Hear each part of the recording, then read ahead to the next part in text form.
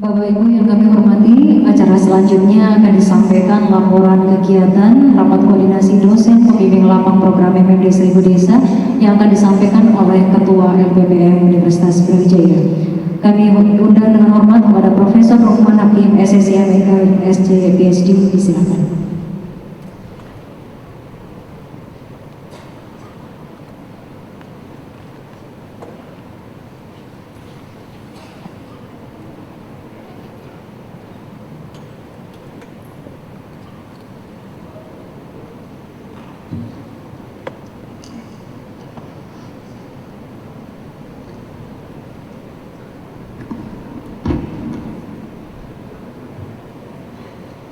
Bismillahirrahmanirrahim.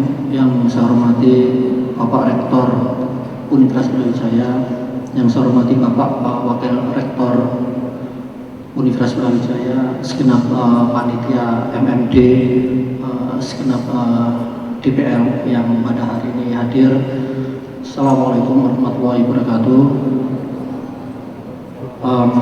Syukur alhamdulillah pada hari ini kita bisa hadir di rapat koordinasi DPL kegiatan MMD, dan perlu kami laporkan Pak Rektor dan pada Bapak Ibu pimpinan di Universitas Brawijaya bahwa sebenarnya kegiatan pengabdian masyarakat yang akan dilakukan oleh 14.000 lebih mahasiswa kita di 1000 desa ini sebenarnya merupakan implementasi dari Undang-Undang Nomor 12 Tahun 2012 tentang perguruan tinggi di pasal 47 tentang pengabdian kepada masyarakat pada PKM di perguruan tinggi, serta Permendikbud Nomor 3 Tahun 2022 tentang SMPD pasal 59 sampai 60 tentang implementasi dan penilaian hasil PKM di perguruan tinggi, serta Perpor Nomor 64 Tahun 2022 tentang penyelenggaraan pendidikan Universitas Brawijaya tahun akademik 2022-2023 sebagaimana tertulis di pedoman akademik. Bapak Ibu sekalian, kegiatan pengabdian masyarakat yang saat ini dilakukan oleh mahasiswa Universitas Brawijaya di 1000 desa ini, nama keren produknya adalah MMD, mahasiswa membangun desa. Perlu kami laporkan bahwa kegiatan ini akan menyasar di 30 kabupaten kota di Jawa Timur, kecuali kota Surabaya, kota Malang, karena kami menganggap bahwa ini sudah terlalu kota sehingga tidak diperlukan lagi KKN. Bapak Ibu sekalian, yang saya hormati juga Pak Rektor, Pak Warik, bahwa terregistrasi jumlah mahasiswa yang terdaftar dan akan diterjunkan ini 14.019 mahasiswa.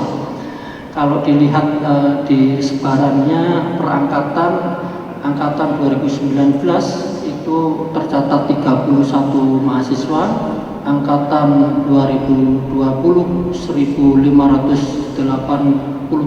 mahasiswa, dan kegiatan ini didominasi oleh mahasiswa angkatan 2021 sejumlah 12.401 mahasiswa, atau menguasai proporsi sekitar 88,46%, dan ini tersebar di seluruh fakultas.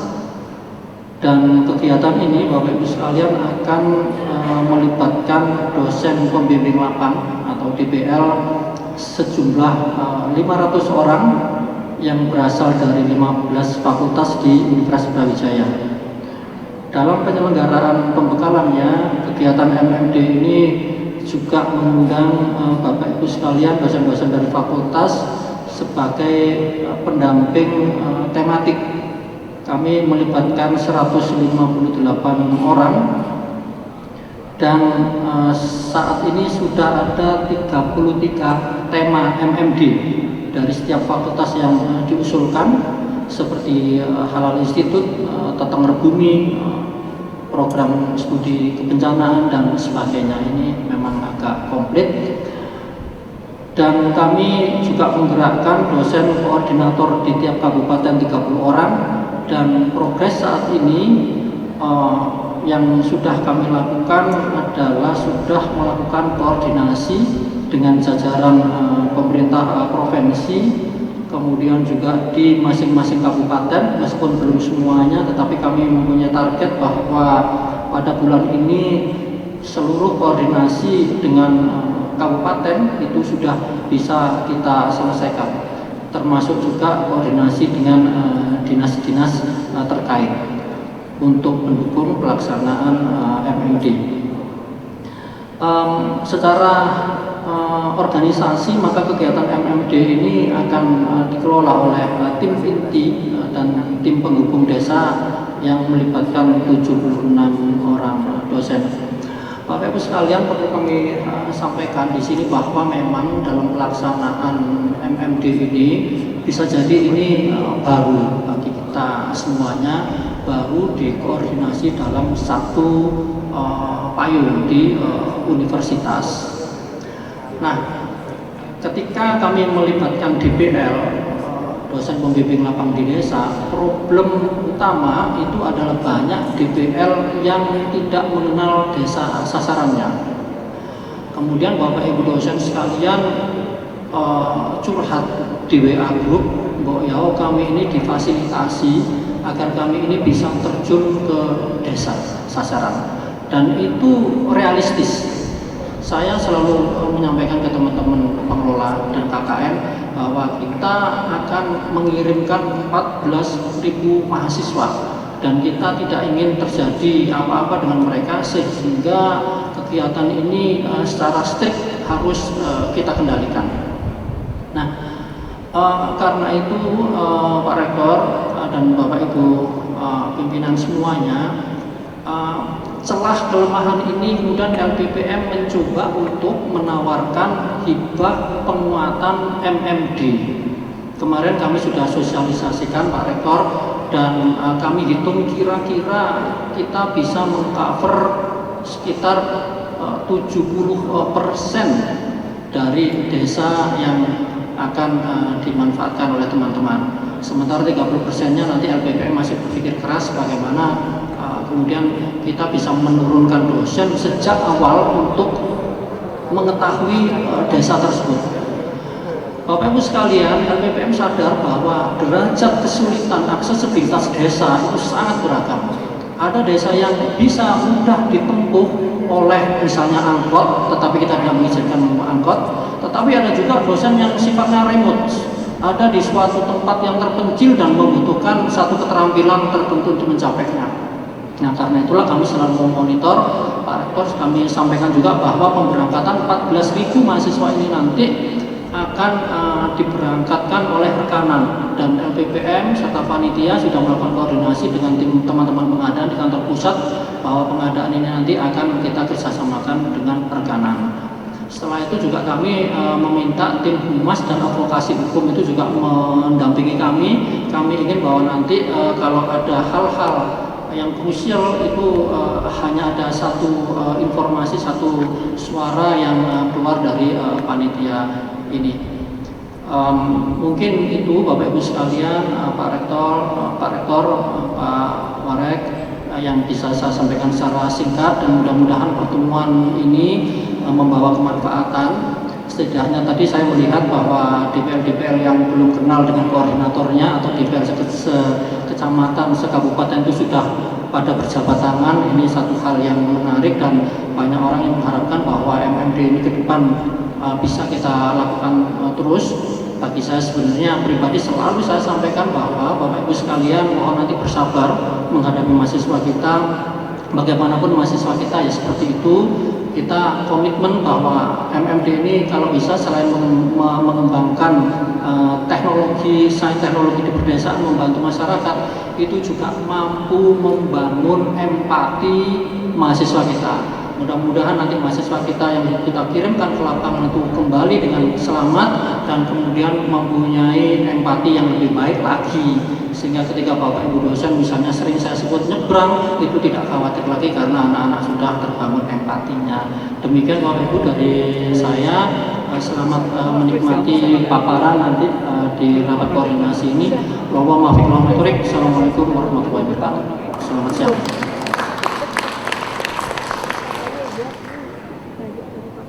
Baik, kami sampaikan terima kasih kepada Ketua LPPM Universitas Brawijaya Profesor Lukman Hakim yang telah menyampaikan laporan kegiatan pada siang hari ini. Dan selanjutnya kami undang untuk memberikan sambutan pertama kepada Bapak Wakil Rektor Bidang Akademik Universitas Brawijaya, Profesor Dr. Insinyur Imam Santoso MP, disilakan.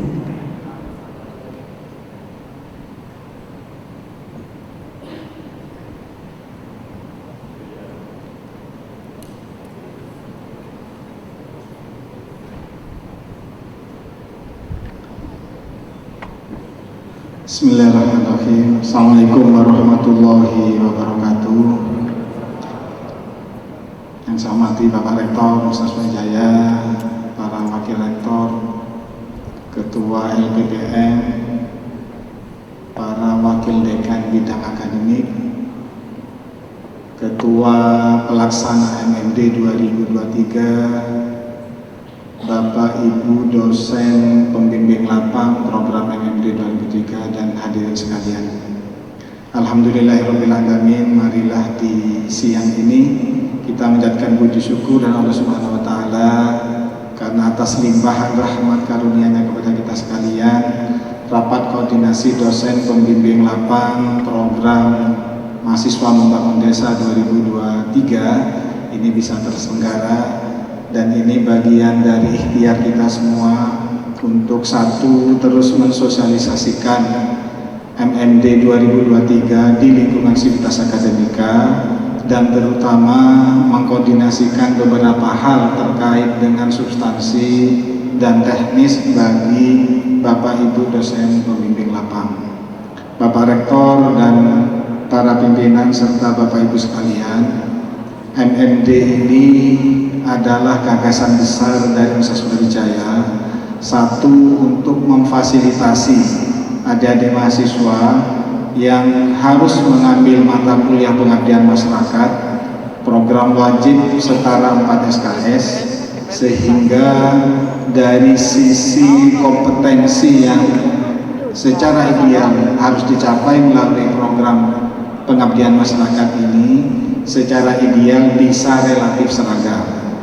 Yang pertama itu Bapak sekalian, kenapa kemudian ada inisiasi untuk dilakukan di tingkat universitas. Kemudian yang kedua Bapak sekalian, dengan melibatkan mahasiswa yang jumlahnya cukup besar, saya kira ini potensi yang sangat besar bagi Universitas Brawijaya. Satu, untuk mengabdi, tentu dibimbing oleh Bapak Ibu dosen melalui tema-tema yang sudah dirancang di bidang akademik, sehingga nantinya mahasiswa sesuai dengan potensi dari masing-masing desa nanti bisa berkontribusi secara optimal melalui pendampingan dan pembimbingan dari Bapak Ibu dosen. Yang ketiga Ibu Bapak sekalian, dengan potensi 1000 desa di Jawa Timur ini, banyak hal yang bisa didapatkan tentu nanti melalui berbagai fasilitas yang kita lakukan, dan terutama nanti akan mensupport data dukung yang bisa dikolek, yang bisa dikumpulkan oleh para mahasiswa, sehingga nanti menjadi database yang sangat bagus untuk penguatan riset dan data-data lainnya di Universitas Brawijaya. Hal-hal yang secara teknis Bapak Ibu sekalian, memang ada beberapa keluhan Bapak Rektor terkait dengan hal-hal yang secara teknis ke depan akan kita selesaikan bersama, berkaitan dengan mobilisasi, berkaitan dengan aspek keamanan, berkaitan juga dengan proses pembimbingan di 1000 desa yang tentu tidak mudah menerjunkan 14.000 mahasiswa dengan dukungan 500 dosen. Ini saya kira merupakan pekerjaan yang luar biasa, sehingga nanti dari aspek teknis koordinasinya tentu akan lebih intensif lagi dikoordinasi oleh Pak Ketua LPPM terutama, yang secara intens melakukan koordinasi dengan seluruh tim. Ibu Bapak sekalian, UB berkepentingan terhadap berhasilnya program ini. Satu, karena kita sudah menerjunkan 14.000 Bapak Ibu sekalian, sehingga kita harus pastikan adik-adik mahasiswa bisa berkegiatan dengan sangat baik, dan Universitas Brawijaya dari sisi substansi mendapatkan data dan informasi yang bermanfaat bagi pengembangan big data, riset dan informasi yang lain bagi Universitas Brawijaya. Karena itu mudah-mudahan program ini bisa kita kawal dengan sebaik-baiknya, dan tentu kami harapkan dukungan yang penuh dari Bapak Ibu sekalian, dosen pembimbing lapang. Saya kira itu yang bisa kami sampaikan dan mohon dukungannya. Dan tadi sesuai arahan dari Bapak Rektor, kita akan koordinasi lebih intens dengan dekan dan wakil dekan 1, sehingga sosialisasi, koordinasi, komunikasi, pendampingan nanti akan jauh lebih kuat lagi. Walaupun dalam beberapa aspek memang secara substansi ada tema-tema yang diusung bersama di tingkat universitas, namun dari sisi penguatan koordinasi teknis, sosialisasi juga nanti akan disampaikan melalui para wakil dekan 1. Saya kira itu, terima kasih, mohon maaf. Assalamualaikum warahmatullahi wabarakatuh.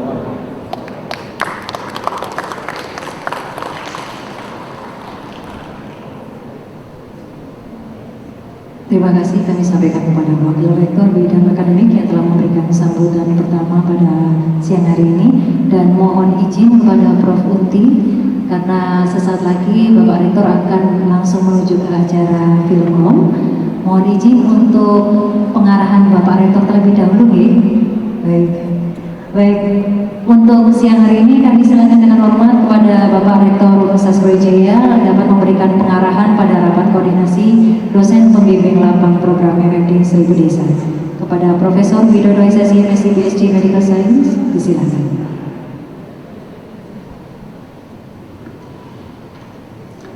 Assalamualaikum warahmatullahi wabarakatuh. Selamat siang, salam sejahtera buat kita semua. Yang saya hormati para wakil rektor, para wakil dekan bidang akademik, fakultas dan juga PSDKU, yang kami hormati Ketua LPPM, Direktorat Administrasi dan Layanan Akademik, yang kami hormati Sekretaris Direktorat Administrasi dan Layanan Akademik, Ketua Pelaksana dan segenap panitia program MMD, dan juga seluruh dosen pembimbing lapang MMD. Bapak Ibu sekalian, ini kok kayaknya lemes, pada belum ada yang makan ya. Ya, Bapak sekalian, tadi sudah diceritakan banyak terkait teknis ya MMD, dan nanti mungkin akan ada juga lebih detail. Yang ingin saya sampaikan begini Bapak Ibu sekalian. Yang pertama adalah saya ingin bantuan betul dari Bapak Ibu ya, panitia dan dosen pembimbing lapangan. Sebab kerja keras dari Bapak Ibu semua ini yang akan mengantarkan keberhasilan dari program MMD kita. Jadi program ini berhasil dan tidak tergantung dari Bapak Ibu semuanya, dan itu mohon Bapak Ibu betul-betul nanti membantu kita mengkoordinir, memberi pembekalan kepada mahasiswa. Dengan tadi sampaikan Ketua LPPM 14.000 ya, kira-kira 14.000, kita bisa membayang bahwa 14.000 dengan SDM mahasiswa Universitas Brawijaya, yang kita tahu bahwa Universitas Brawijaya ini seleksinya nggak mudah. Yang bisa masuk ke UB itu hanya orang tertentu, mahasiswa kita. Artinya apa? Bahwa yang kita akan terjunkan SDM-nya itu berkualitas. Kalau mahasiswa kita dari sumbernya sudah berkualitas, tinggal diarahkan Bapak Ibu, sehingga nanti begitu nyampe di desa, harapannya akan memberikan impact terhadap pembangunan di desa. Meskipun tidak kita bekali dengan uang, kita tidak membekali mereka anak-anak itu dengan uang yang cukup besar untuk kegiatan-kegiatan yang sifatnya pembangunan fisik. Sebab di desa itu, di Jawa Timur itu, kira-kira setiap satu desa itu minimal sudah dapat 1 miliar. Minimal itu. Bagi kabupaten dan kota yang APBD-nya tinggi, seperti di Bojonegoro, itu satu desa bisa sampai 3 miliar. Nah, dana yang segitu banyak, kalau tidak dikelola dengan baik, akhirnya wujudnya apa?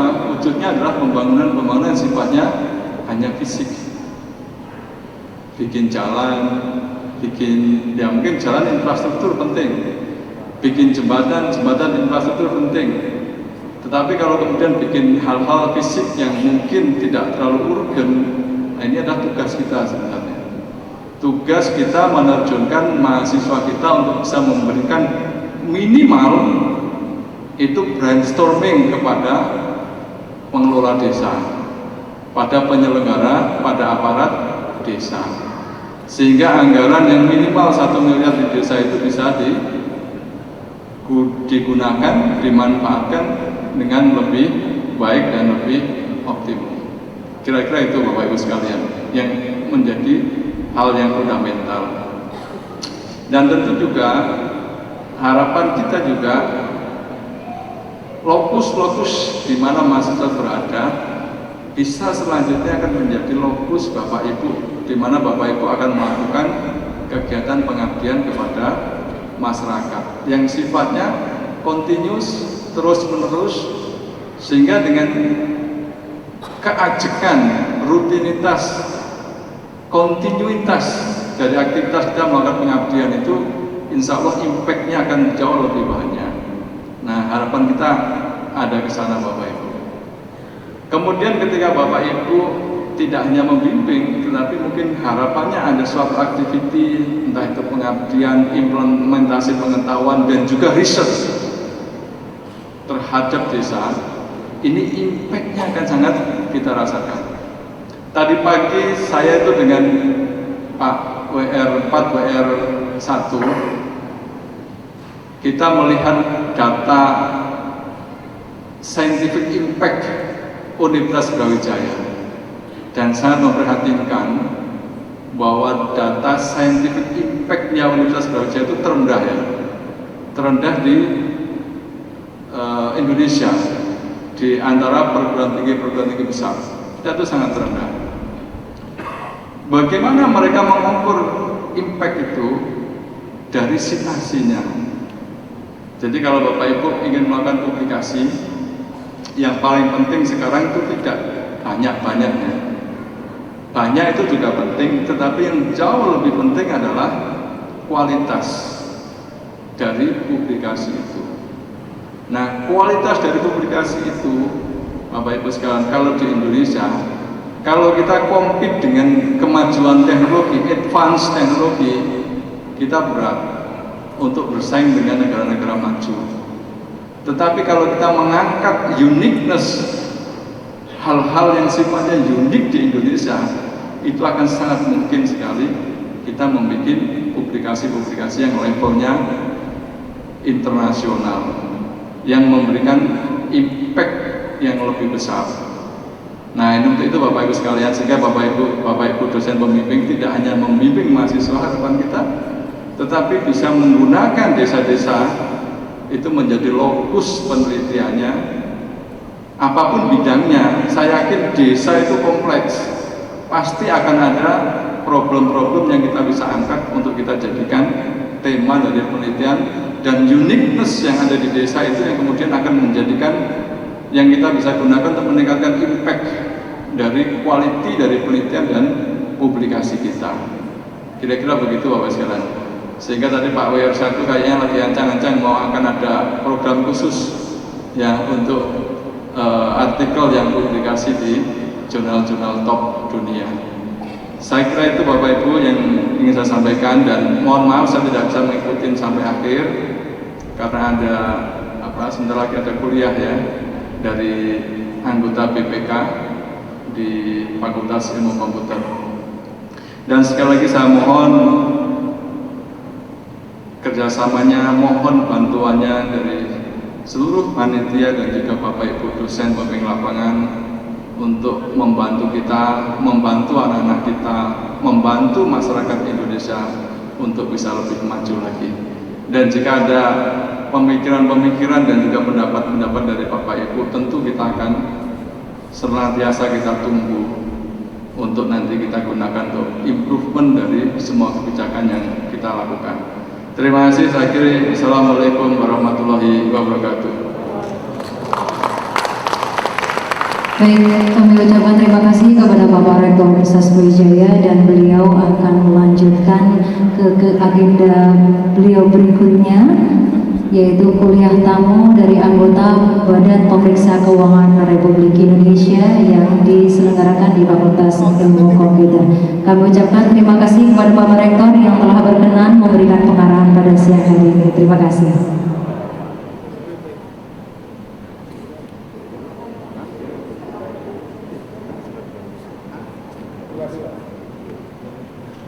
Baiklah Bapak dan Ibu, agenda selanjutnya akan kita lanjutkan dengan pemberian sambutan kedua yang tertunda pada tadi. Dan kami undang dengan hormat kepada Wakil Rektor Bidang Riset dan Inovasi Universitas Brawijaya untuk dapat memberikan sambutan. Pada Profesor Dr. Uti Ludindo SE MSI AK, disilakan.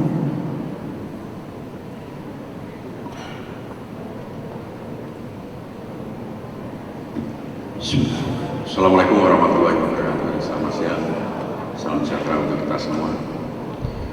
Bapak Ibu, sebenarnya apa yang mau saya sampaikan sudah disampaikan semua oleh Prof. Lukman, oleh Prof. Imam, dan Pak Rektor. Saya sebenarnya mau turun aja. Ya, tapi fatsunnya kayaknya memang harus menyampaikan ini karena program MD, program gabungan lintas bidang warek gitu ya, sehingga saya sedikit aja menyampaikan di tengah kesibukan Bapak Ibu. Sebelumnya tentu kami sampaikan terima kasih kepada Bapak Ibu semua yang telah sangat luar biasa turut menyiapkan kegiatan MMD ini, terutama Bapak Ibu yang berkenan untuk menjadi dosen pembimbing lapangan. Bapak Ibu, melanjutkan apa yang disampaikan oleh Prof. Imam dan Prof. Widodo tadi, ada hal yang perlu saya tekankan terkait dengan bidang riset dan inovasi. Yang pertama, Indonesia ini merupakan laboratorium yang luar biasa untuk dapat melakukan riset berbasis lapangan. Karena itu kami sangat berharap Bapak Ibu pembimbing nanti itu juga dapat memanfaatkan kesempatan untuk melakukan riset setidaknya di desa-desa ataupun kecamatan ataupun kabupaten di mana Bapak Ibu melaksanakan pendampingan MMD. Kami sangat berharap waktu yang digunakan Bapak Ibu ke sana itu sekaligus digunakan untuk pertama, setidaknya survei atas hal yang dapat ditindaklanjuti berikutnya pada tahun berikutnya misalnya begitu ya, terkait dengan prospek Bapak Ibu dapat melakukan riset tentang apakah itu yang ada di desa ataupun kecamatan ataupun di kabupaten, setidaknya itu satu. Kemudian kedua,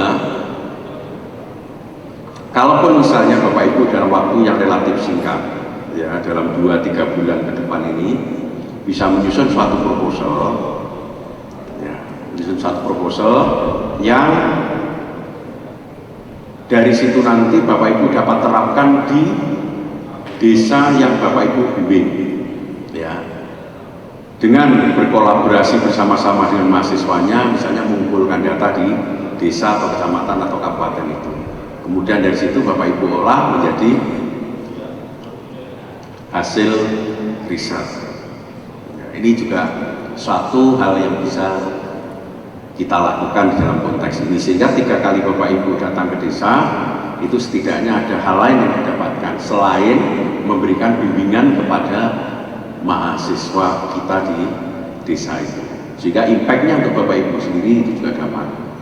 Nah, kedua juga arena untuk Bapak Ibu melakukan pengabdian masyarakat sendiri, ya.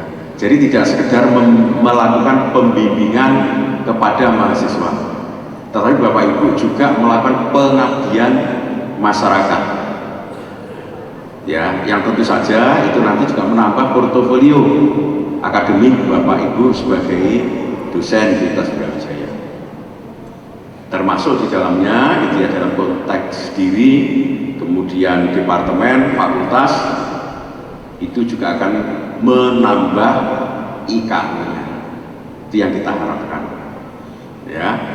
Bagaimana ini yang dapat kita desain, tentu dengan kolaborasi Bapak Ibu bisa lakukan, mungkin ya dengan koordinasi dari koordinator lapangan itu kemudian dibagi beberapa kelompok, ya, itu juga mungkin dilakukan, atau Bapak Ibu ya di satu desa melaksanakan secara mandiri juga memungkinkan itu. Ini berbagi hal yang mungkin dapat dilakukan. Kemudian berikutnya disemediasi inovasi. Bapak Ibu, sebagian di antara kita dan di Universitas Brawijaya ini juga ada inovasi yang sudah dihasilkan. Kalau misalnya itu dibawa ke desa, ditawarkan ke desa, mungkin di desa bisa diimplementasikan, itu juga akan sangat baik. Tentu Bapak Ibu, ya ini melalui satu pemikiran yang mendalam, gitu ya, komunikasi dengan teman-teman di LPPM dan di DI2B, hal itu bisa kita lakukan. Sekali lagi, ya, dalam waktu 2-3 bulan ini disiapkan yang terbaik untuk itu. Sehingga Bapak Ibu, kehadiran Bapak Ibu di lapangan itu setidaknya sifatnya 3-in-1 ya, jadi membimbing, mengabdi, kemudian meneliti, gitu ya, atau mendiseminasi inovasi, gitu. Kalau itu bisa dilakukan, luar biasa dan dahsyat dampak yang akan kita berikan kepada desa-desa yang kita dampingi mahasiswanya ada di sana. Dan terakhir Bapak Ibu, karena kegiatan ini relatif kompleks, 14.000 bareng kita sebar ke desa-desa, kami berharap aliran komunikasi ya Bapak Ibu ya, antara Bapak Ibu pembimbing lapangan, koordinator tingkat kabupaten, kemudian ke LPPM ya, ke LPPM itu dapat dilakukan dengan sebaik-baiknya. Ya, saya sangat berharap Bapak Ibu ya, serap dan saring informasi yang disampaikan oleh mahasiswa kita, ya, serap dan saring hal yang disampaikan oleh mahasiswa kita. Tidak semua hal yang disampaikan oleh mahasiswa kita itu kita terima, tapi justru kita mengarahkan hal yang terbaik. Namun kalau ada hal yang sangat penting, itu monggo silakan disampaikan ke level yang lebih atasnya, sampai kemudian di panitia pusat di Universitas Brawijaya. Setiap permasalahan Bapak Ibu, setiap permasalahan Bapak Ibu kalau memang bisa diselesaikan di tingkat Bapak Ibu sebagai pembimbing lapangan, selesaikan di Bapak Ibu.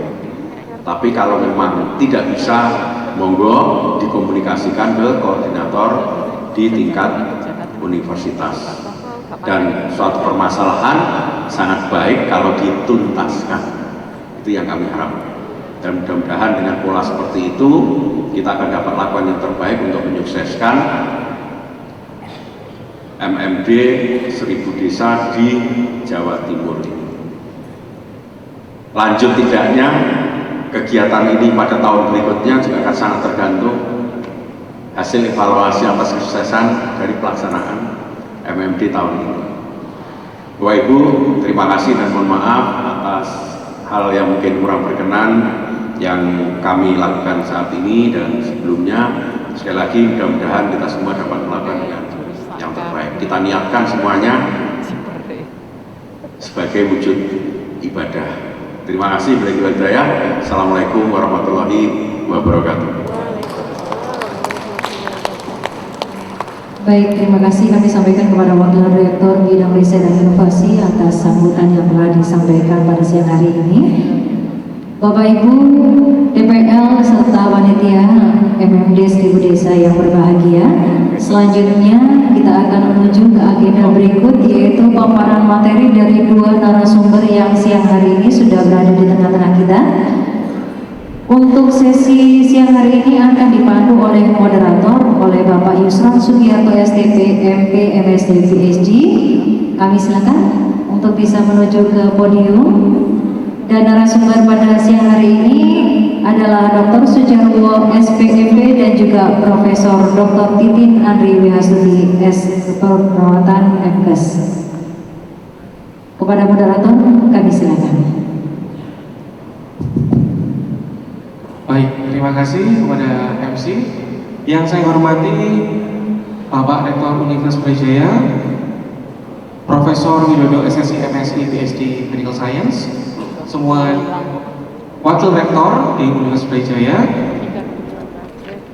Wadek 1 di semua fakultas Universitas Brawijaya, Direktur Administrasi dan Layanan Akademik, dosen pembimbing lapak MMD 1000 Desa, dan semua panitia program MMD 1000 Desa. Assalamualaikum warahmatullahi wabarakatuh. Selamat siang Bapak Ibu semuanya. Senang sekali pada siang hari ini saya dapat bersama dengan Bapak Ibu semuanya. Biasanya hanya chat WA saja ya, hanya untuk tanya jawab dengan Bapak Ibu semuanya. Tetapi saat ini kita bisa untuk langsung bertemu tatap muka untuk nanti kita bisa berdiskusi banyak tentang program Mahasiswa Membangun Desa. Sebelum saya mulai, saya ingin berpantun terlebih dahulu makan soto pakai perkedel untuk santap sahur sekeluarga.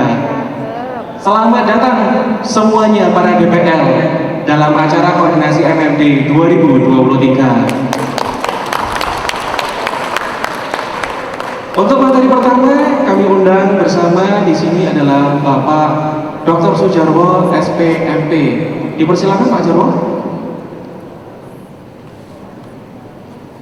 Tepuk tangan untuk Pak Jarwo, Bapak Ibu semuanya. Sebelum saya memulai, saya ingin memperkenalkan Pak Sujarwo terlebih dahulu. Bapak Dr. Sujarwo SPMP adalah dosen di jurusan Sosial Ekonomi Pertanian FP Universitas Brawijaya. Beliau saat ini menjabat sebagai Direktur Kemahasiswaan Universitas Brawijaya.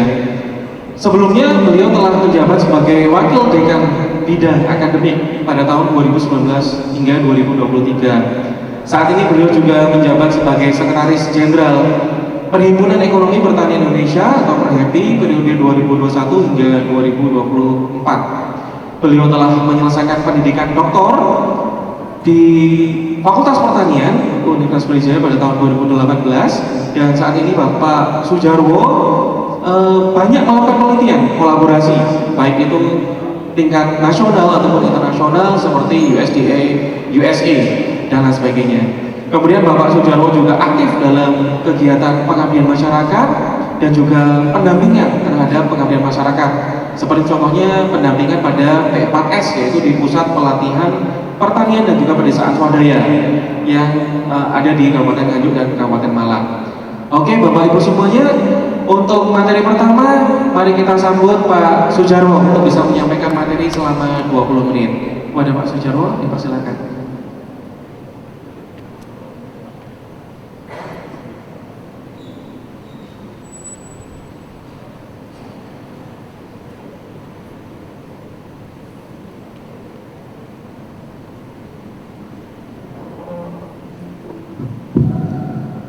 Bismillahirrahmanirrahim. Assalamualaikum warahmatullahi wabarakatuh. Bapak Ibu sekalian, puji syukur kehadirat Allah Subhanahu wa taala, dan kiranya hanya itu yang harus kita terus tingkatkan atas limpahan nikmat kita, sehat, nikmat bisa berkumpul untuk kesempatan hari ini, dan tentunya ini akan memberi nilai strategis di dalam bagaimana pelaksanaan MMD nanti ke depan, yang harapannya sustainabilitasnya bisa kita jaga moga-moga, sehingga kiprah Brawijaya secara real di masyarakat bisa kita lakukan bersama-sama. Ini adalah programnya kita semuanya. Kita memiliki peran masing-masing sebagai teamwork yang sebagaimana Pak Rektor maupun Bapak Wakil Rektor yang tadi menyampaikan, memberi harapan besar kita bersama-sama membawa program ini dengan baik, dengan manfaat, dan pada akhirnya nanti membawa keberkahan untuk kita semuanya.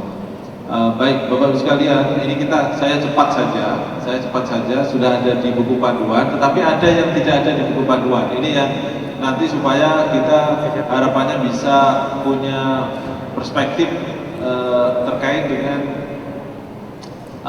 progres yang kita lakukan di dalam pengembangan MMD ini. Bapak Ibu sekalian, shifting paradigma pendidikan yang dulunya tidak diwajibkan, sekarang diwajibkan, itu adalah pengabdian kepada masyarakat. Permendikbud nomor 3 tahun 2020 di pasal 14, di situ ayat yang ke-8. Kemudian direspon oleh teman-teman di forum BD1 yang kebetulan saya termasuk salah satu pada tahun itu, dan kemudian menempatkan pengabdian kepada masyarakat di semester antara 4 ke 5. Jadi 4 ke 5 ini sangat challenging, agak sulit sebenarnya kita memberikan beban ke masyarakat sebagaimana ekspektasi yang disampaikan Pak Rektor, tetapi saya pikir ini adalah hal yang harus kita ambil peluangnya. Maka reduksi atas potensi masalah itu bisa kita lakukan dengan cara koordinasi, dengan cara pembekalan. Nah, ini harapannya nanti kemudian bisa meningkatkan kualitas pembelajaran dan kualitas program nanti yang bisa kita running di masyarakat. Bapak sekalian, landscape-nya seperti ini. Jadi 2 tahun yang pertama itu memang di kampus mahasiswa itu.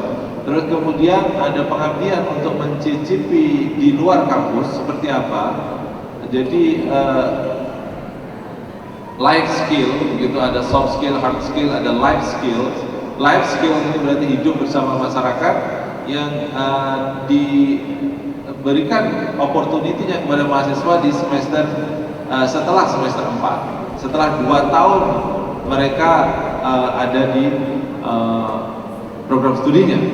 Nah, dari kegiatan MMD ini sebenarnya kita ingin menembak banyak hal, tetapi kita itu juga memahami nanti akan ada constraint yang ada di lapang, tetapi at least ekspektasi output yang tertinggi adalah kita list 6 itu. Yang jelas UB kemudian positioningnya harapannya akan menjadi lebih baik karena punya effort untuk ke masyarakat yang lebih banyak. Kemudian penguatan pusat kajian di LPPM, karena di sini harapannya pusat-pusat kajian yang ada di LPPM bersinergi dengan MMD. Kemudian IKU, ya, pencapaian IKU sebenarnya ini nanti Prof. Titin akan menyampaikan. Saya pikir IKU 3 itu adalah dosen yang bekerja di luar kampus, itu berkarya di luar kampus, saya pikir akan menjadi sangat strategis untuk dicapai dari program ini. Kemudian mungkin nasional dan internasional collaboration. Saya dulu pernah ada sounding dari UPM ya, mau ke sini ya nanti untuk join juga dengan program di MMD ini UPM. Saya kira kemudian summer course yang kemudian akan dirunning oleh beberapa fakultas untuk tahun ini punya potensi untuk mengunjungi lokus-lokus MMD yang ada di Jawa Timur ini. Saya pikir punya potensi ke sana. Kemudian data yang tadi disampaikan oleh Pak Rektor, jadi ada koleksi data yang nanti masuk ke UB yang kemudian mengenerate riset maupun kegiatan-kegiatan lain secara kegiatan-kegiatan ilmiah lainnya. Bapak sekalian, ini tadi yang disampaikan oleh Prof. Lukman, ini adalah distribusi DPL pada masing-masing fakultas. Bapak sekalian, FK dan FKG memang pada tahun ini memang belum berkesempatan untuk gabung karena mereka ada kesulitan dengan arrangement kurikulumnya karena sistem blok yang digunakan. Tapi beliau akan menyesuaikan ke tahun-tahun berikutnya. Bahkan beberapa waktu yang lalu telepon ke kita, ternyata sebenarnya ingin kolaborasi, tapi sayangnya lokusnya beda. Pak, lokusnya dari FK kok nggak masuk di situ gitu. Dulu sudah kita kasih kesempatan untuk memberikan referensinya gitu. Oh, pada saat itu mungkin terlewat, jadi tidak masuk ke tim kita sehingga kita tidak bisa masukkan di dalam list MMD di 1000 desa. Kalaupun terjadi, maka kemudian akan ada sinergi dengan FK dan FKG. Sayangnya belum. Pak, dirubah bisa Pak? Nggak bisa, karena ini sudah ke proses perizinan. Jadi sebenarnya akhirnya untuk tahun ini belum bisa terjadi. Bapak Ibu sekalian, ini yang untuk unit internalnya UB kita sudah dengan Institut Halal Thayyib Universitas Brawijaya. Ini harapannya nanti akan ada dari Bapak Ibu sekalian di DPL itu ada misalnya 14 mahasiswa bimbingannya. Kemudian mungkin dari kegiatan dari observasi desa lokusnya itu mungkin ada yang UMKM dan lain sebagainya, maka bisa untuk anaknya mahasiswanya, sebagian dari mahasiswa itu diarahkan ke misalnya tema halal thayyib untuk pendampingan produk sertifikat halal, Nah, itu nanti kayak semacam mendapat pembekalan tematik begitu, sehingga nanti akan menguatkan dari implementasi program. Kemudian tentang bumi ini juga dengan aspek lingkungannya, tanah pohon. Pak Tibiani itu kemana-mana searching pohon bibit ya Pak Tibiani ya. CSR perusahaan mana aja didatangi sama Pak Tibiani. Kemarin dengan BCA juga sudah komunikasi dengan IKA, bahkan menginisiasi IKA level kabupaten Pak Tibiani. Dan ini luar biasa nanti multipliernya. Kemudian pusat studi kebumian dan kebencanaan ini sekarang Pak Prof Titin, Pak siapa? Pak Fatoni ya. Pak Fatoni sekarang ikut di forum BPBD ya. Itu untuk membahas sesuatu di sana terkait dengan program-program di level provinsi, dan disondingkan juga bahwa akan ada kegiatan UB terkait dengan pengabdian masyarakat di desa, di 1000 desa yang nanti akan disinergikan. Kemudian LPM juga akan bagian dari yang menerima manfaat dari MMD, terutama nanti untuk THE Impact Ranking, karena SDGs implementation dari universitas itu reportnya akan disampaikan oleh lembaga penjaminan mutu terkait dengan reputasi internasional.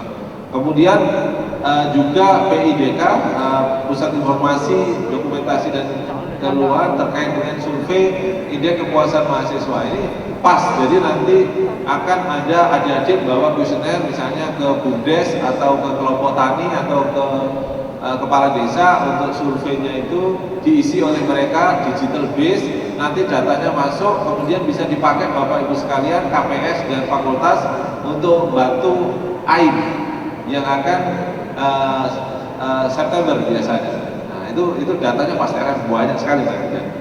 Terus kemudian Bapak Ibu sekalian, kalau yang di eksternal UB kita sudah connect dengan timnya Dikti sebenarnya.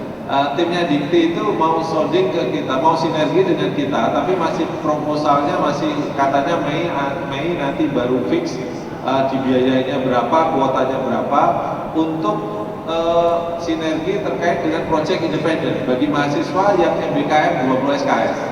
Jadi ini nanti kan ada yang semester 6, mahasiswa semester 6 nanti bisa ditawari proyek independennya Dikti ini untuk IPA proyek independennya Dikti, dan itu mengangkat isu tentang renewable energy, SDGs dan renewable energy, SDGs dan lupa saya satunya renewable renewable energy, SDGs, dan lupa yang satunya, mohon maaf. Kemudian Dinas Pemberdayaan Masyarakat nanti setelah ini tahap kita adalah Bapak Ibu sekalian pembekalan, tim pengelola akan paralel akan audiensi dengan Ibu Gubernur untuk melaporkan progres atau kesiapan kita karena volumenya besar untuk menyampaikan ke pihak provinsi. Kementerian atau dinas koperasi juga akan kita sondingkan kira-kira ada program yang disinergikan. Saya akan banyak menggunakan kata-kata sinergi, tapi sebenarnya formulasi sinergi itu seperti apa nanti akan ada slide berikutnya, baik swasta maupun nasional. Nah, ini yang menarik, Bapak Ibu sekalian. Ini kita sudah ini yang format yang kita pikirkan terkait dengan sinergi program MMD dengan mitra, bahwa ada sumber daya UB yang kita pakai untuk pembangunan di pedesaan, kemudian ada sumber daya dari partner yang potensial untuk inline dengan program pembangunan di pedesaan. Dan ini kita kolaborasikan, maka kita desainkan siapa melakukan apa di dalam proses kolaborasi itu, yang harapannya kemudian menjadi program bersama. Jadi kita tidak menginginkan ada partner yang kemudian jualan karena mahasiswa kita banyak menjual jasa. Kita enggak seperti itu. Tapi you punya apa, kita punya ini, ayo kita kolaborasikan. Kayak Dikti punya program project independen, kita punya mahasiswa dengan semester 6-nya. Kemudian kalau Dikti mau inline dengan kita, maka tawarkan kepada mahasiswa yang semester 6 untuk hibah project independen. Nanti isu muncul isu climate change, renewable energy sama SDGs itu akan menjadi addressing isu untuk project independen. Nah, itu bisa kemudian dikolaborasikan dengan MMD, dan mereka sangat mereka eager termotivasi, wah ini pas ini momennya begitu. Moga-moga terrealisasi. Bapak Ibu sekalian, ini yang tadi yang saya sampaikan, climate change, SDGs, dan renewable energy. Ini untuk mahasiswa yang semester 6 yang nanti kemudian ke arah 20 SKS rekognisinya. Oke? Jadi ini yang tadi juga kami sampaikan, ada penanaman pohon, pendampingan sertifikasi produk halal. Nanti Bu Dani dan tim akan memberikan pendampingan pembekalan kepada adik-adik sehingga bisa mendampingi untuk produk aplikasi pengajuan pengusulan sertifikasi halal untuk suatu produk yang diajukan. Nah, kemudian yang di sini adalah dengan Telkom. Jadi Telkom datang ke kita ngobrol-ngobrol, itu gambarnya kami. Terus kemudian mereka menyampaikan bahwa kami melakukan banyak pendampingan dengan UMKM, kemudian kita ada rumah BUMN, kenapa tidak kemudian nanti kalau ada pendampingan di produk-produk UMKM, kemudian pada eksplorasi awal informasinya kemudian masuk ke storage, kemudian teman-teman di Telkom bilang bagus nih produk ini, dan kemudian bisa didampingi untuk masuk ke platformnya rumah BUMN. Rumah BUMN. Kayaknya kita dengan BUMN dekat ya. Kalau bisa ini kemudian bisa betul-betul disinergikan, akan menjadi luar biasa untuk membantu produk-produk desa masuk ke platform-platform pembinaan dari BUMN. Bapak Ibu sekalian, ini kemudian kita langsung masuk ke fokusnya Bapak Ibu sekalian terkait dengan DPL. Tapi sebelum ke DPL-nya, kita lihat dulu sebenarnya mahasiswanya itu mau apa di lapangan.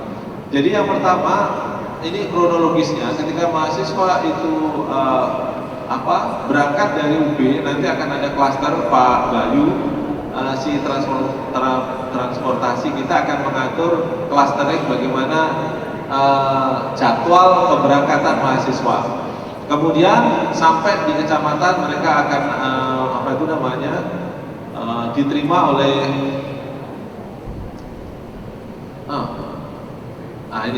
mereka diterima oleh kecamatan untuk seremoni di level kecamatan, kemudian didistribusikan ke masing-masing desa. Untuk transportasi ini kita terus melakukan simulasi, Pak Bayu menjadi in charge untuk itu. punya potensi nanti transportasinya langsung ke desa, atau pilihan kedua setelah drop di kecamatan kemudian ada armada lanjutan untuk ke distribusi di desa. Tapi yang jelas universitas akan mengcover biaya untuk sampai deploy di level desa. Kemudian mahasiswa bersama masyarakat dan mitra itu melakukan analisis terhadap permasalahan, kemudian bersama dengan DPL menguatkan programnya seperti apa dan mengeksekusi program itu dan mendokumentasikannya. Mahasiswa mengisi presensi setiap hari selama berada di program MMD, sehingga nanti logbooknya menjadi sangat penting, dan mahasiswa wajib menjaga ketertiban kehidupan masyarakat dan menghormati budaya setempat, mentaati tata tertib ditetapkan dalam pelaksanaan MMD. Sedangkan untuk DPL itu menjalankan fungsi mengarahkan, memantau dan mendampingi pelaksanaan kegiatan pada klaster desa di bawah wilayah kerjanya. Jadi DPL ini memiliki peran untuk mengarahkan. Maka peran aktif dari DPL sangat menentukan bagaimana kreativitas dan dinamika dari kelompok ini kemudian konstruktif di dalam menjalankan programnya. Ini menjadi sangat penting. DPL juga menjalankan peran pemantauan dan evaluasi kegiatan MMD, nanti termasuk grading itu oleh DPL. Jadi ini DPL juga berperan menciptakan atmosfer yang kondusif teamwork. Jadi kalau ada yang konflik dan lain sebagainya, DPL kayaknya menjadi hakim untuk nyemprit gitu ya, nggak boleh begini dan nggak boleh begitu. Jadi termasuk juga meningkatkan optimalisasi output dari MMD. Ini mohon maaf kecil-kecil, moga-moga nanti bisa dibaca Bapak Ibu sekalian. Jadi untuk kegiatannya DPL ini mulai dari, mohon izin saya berdiri. Jadi di sini nanti dari pembekalan itu sudah ada bobotnya Bapak Ibu sekalian. Tapi total nanti pembekalannya di average, pembekalan 1, pembekalan 2, ini nanti di total, kemudian nanti akan ada 10% bobotnya. Kemudian proposal mahasiswa juga 10%. Proposal mahasiswa berarti sama karena proposalnya 1. Kemudian hasil pelaksanaan, ini pelaksanaan juga terdiferensiasi, mappingkan dalam beberapa item, sehingga nanti mahasiswa ada 5 item yang akan dinilai. Kemudian yang keempat adalah penulisan dan pertanggungjawaban laporan. Ini juga ada item-itemnya, nanti bisa dilihat di buku pedoman. Dan ada penilainya siapa, ini sudah jelas. Jadi nanti Bapak Ibu sekalian juga melakukan kegiatan penilaian itu.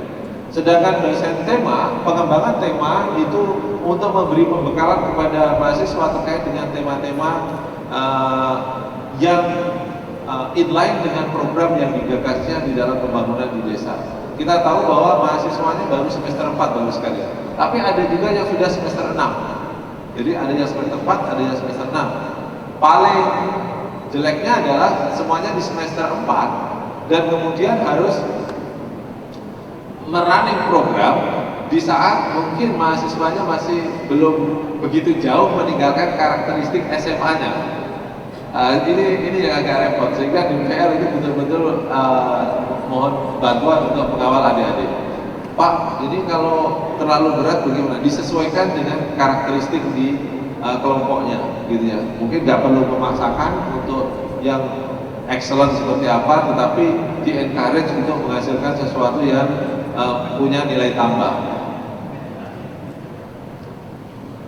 Dan ini Bapak Ibu sekalian harus mengingatkan, kalau memang ada yang kesulitan untuk mengikuti MMD, bisa menempuh jalur-jalur yang lain, bisa lewat DM, bisa lewat programnya DITI ataupun program-program yang lain yang kemudian bisa direkognisi dalam pengabdian kepada masyarakat. Kalau di UB UBU 6005. Jadi itu Bapak Ibu sekalian sebagai materi yang dari saya, nanti diskusi mungkin akan lebih bermanfaat. Mohon maaf kurang lebihnya, saya kembalikan ke Pak Yusron. Assalamualaikum warahmatullahi wabarakatuh.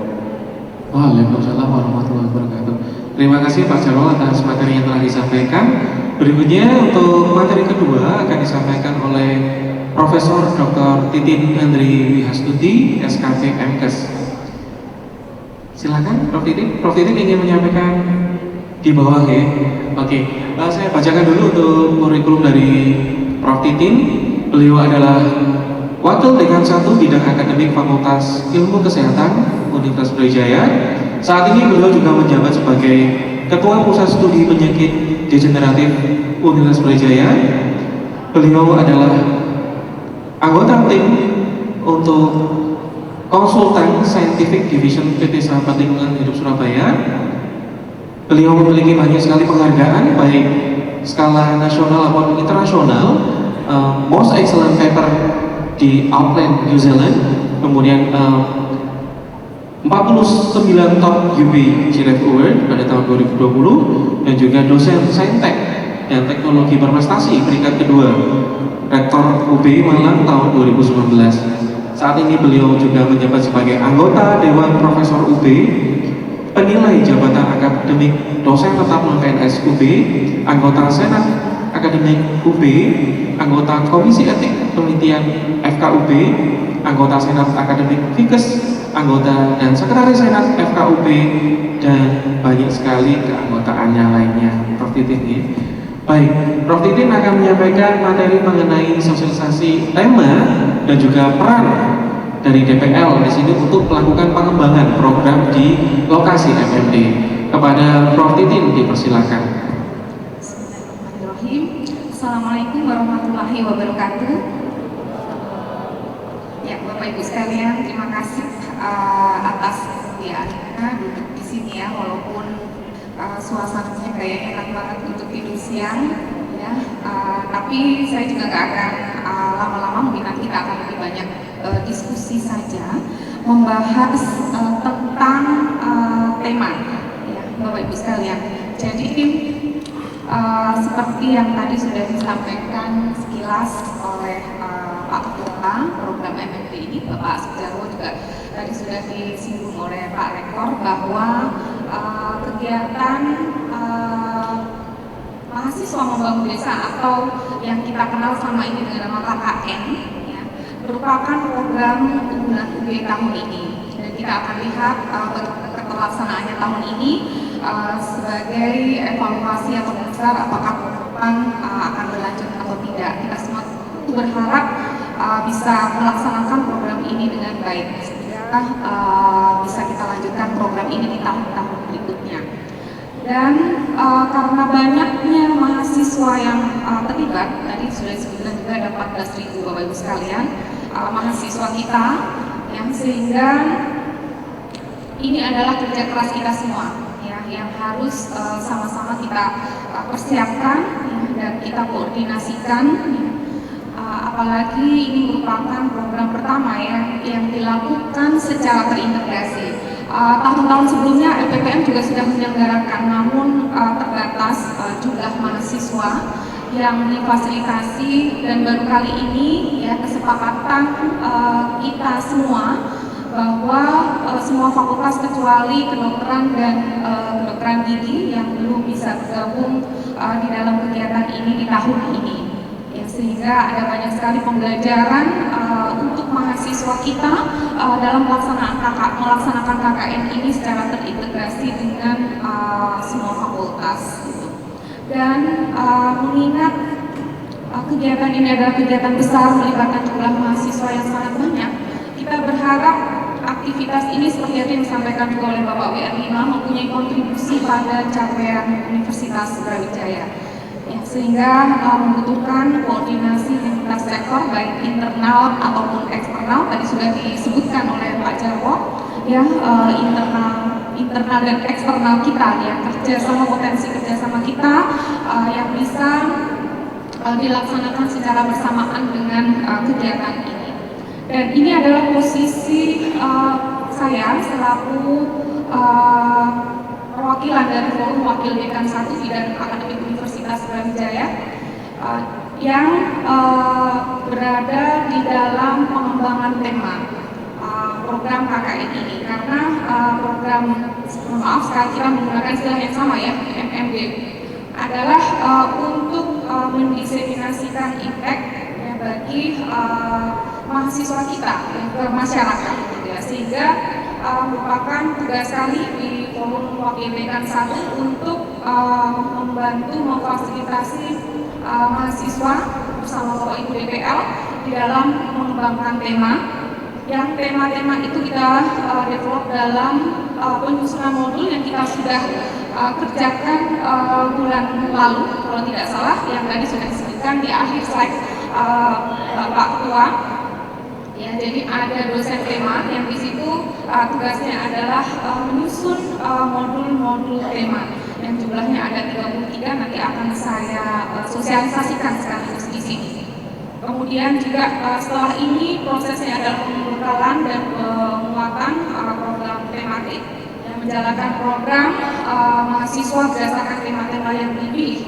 Nah, seperti itu posisi bidang akademik di bawah Wakil Rektor 1 yang dilaksanakan oleh Forum Wakil Dekan 1. Nah, ini adalah proporsi kegiatan di mana persentase terbesarnya adalah eliminasi effects yang ada 60% Bapak Ibu sekalian, sehingga kami sangat berharap sekali Bapak Ibu DPL ini bisa mendampingi mahasiswa kita di dalam program diseminasi efek bagi masyarakat. Nah, ini adalah tadi yang saya sebutkan kontribusi program MMD ini bagi perankingan ya, Universitas Brawijaya, termasuk di sini dalam capaian SDG, sehingga itu yang tahun ini menjadi kesepakatan kita menjadi fokus tema di dalam mahasiswa menyusun program kegiatan MMD-nya. Kemudian juga ada capaian IKU, dosen berkegiatan di luar kampus. Jadi kami sudah drafting atau mungkin sudah dikirimkan ya Mbak Nia ya ke fakultas, semua fakultas, bahwa kami meminta fakultas untuk menerbitkan surat tugas bagi BPL Bapak Ibu sekalian dalam durasi waktu 6 bulan. Ya, jadi mungkin kegiatan kita persiapan ini sudah kita anggap di dalam kegiatan dosen di luar kampus gitu ya, sehingga SD Bapak Ibu sekalian nanti yang akan didapat dari fakultas masing-masing adalah memang 6 bulan, periode bulan Maret kalau tidak salah sampai September Bapak Ibu sekalian. Jadi nanti sampai mahasiswa melakukan ujian dan juga memberikan penilaian. Kemudian ada lagi kontribusi kegiatan ini di dalam akreditasi program studi,